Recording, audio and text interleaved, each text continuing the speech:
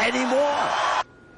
Joining us now, Elizabeth Harrington, a staff writer for the Washington Free Beacon, and Philip Bump. He is a writer for the Washington Post politics blog, The Fix. Thank you both for joining us. Thank you. All right, so what he just said, you guys heard it.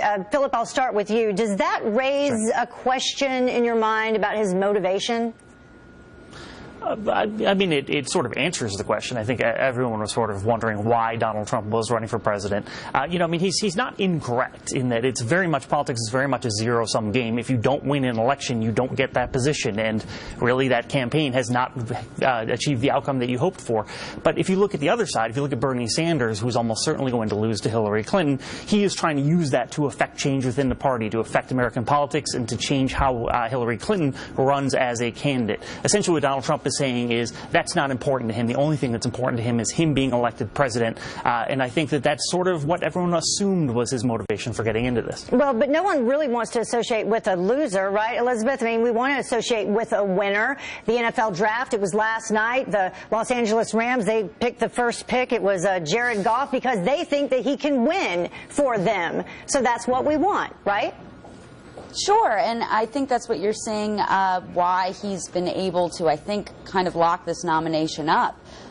You only have Indiana left for the Cruz and Kasich, and I think that so-called deal between the two is really backfired for them, and it's going to hurt them. And so once Indiana happens, Trump really has this wrapped up because there is this growing sense of inevitability behind him, and voters want to back a winner, just like you said. So, I mean, once Indiana comes down, which I think it'll be for Trump, really, I think all these late deciders, which we saw on Tuesday as well, Trump outperformed the polls because the late deciders wanted to back a winner. So I think he's got this locked up, and then he'll be pivoting towards Hillary, and it'll be a wild ride after that. Yeah, we're going to talk about that in just a minute. But, Philip, you know, perhaps this statement is an indicator of what's to come, because this isn't the first time that Trump has said this. Before Iowa, he said almost the exact same thing. He said, if I don't win, I've wasted my time because I won't be able to do anything. And then we know what followed Iowa. He came to a close second in Iowa, then won New Hampshire, won South Carolina. So he is right. He is winning.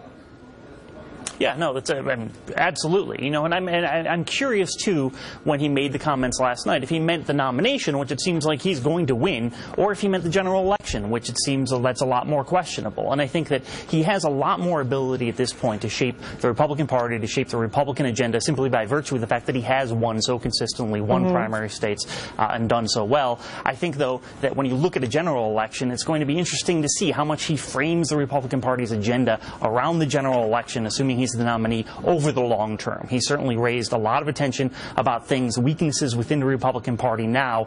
But what I think he said last night is he's not committed over the long term to fixing those things. Well, let's take a look at that. You know, moving on to the general election, if it doesn't mean Trump and Clinton, this Real Clear Politics polling average that we have for you shows Clinton leading 47.4% to Trump with 40.1%. So that's a, 7-point spread there between them.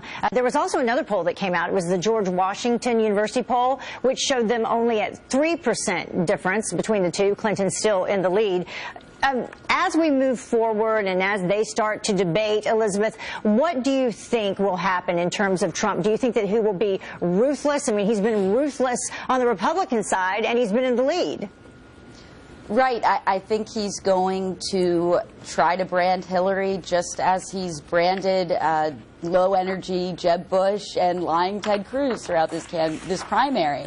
And so he's going to come at Hillary with everything. He's going to throw everything out there and see what sticks. And look, he's got a lot of ammunition because Hillary has been around a long time. She's got a lot of baggage. She's got the Clinton email server under FBI investigation. She's got already the voters see her as untrustworthy. And Trump will be the only Republican candidate that will be willing to bring up Bill Clinton's past history with women. So he's going to throw everything at her. He's going to see what sticks. He's going to try to brand her.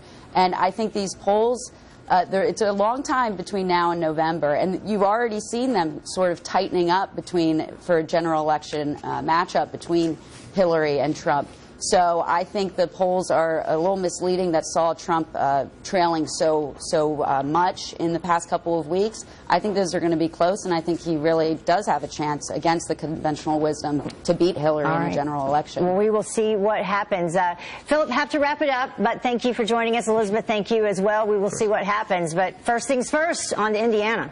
Thank you. Thank you. Senator Ted Cruz